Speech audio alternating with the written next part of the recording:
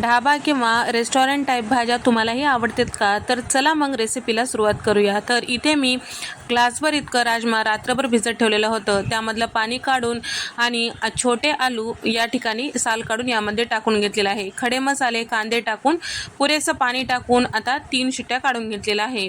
तर यामधले खडे मसाले काढून टाकायचं आणि थोडंसं राजमा आणि कांदा याचं प्युरी तयार करून घ्यायचं आणि जे बटाटे किंवा आलू आहे थोडंसं मॅश करून घ्यायचं. प्युरी करते वेळेस आलं आणि लसूण टाकून घ्यायचं. आता भाजीला फोडणी देण्यासाठी कढईमध्ये तेल टाकून जिरे, मोहरी, खडे मसाले, कांद्याची प्युरी, टोमॅटोची प्युरी, पावडर मसाले टाकून घ्यायचं आहे. हे सगळं छान असं परतून घ्यायचं साईडला तेल सुटेपर्यंत. त्यानंतर 1 चमचा लोणी, चवीपुरतं मीठ टाकून घ्यायचं आहे.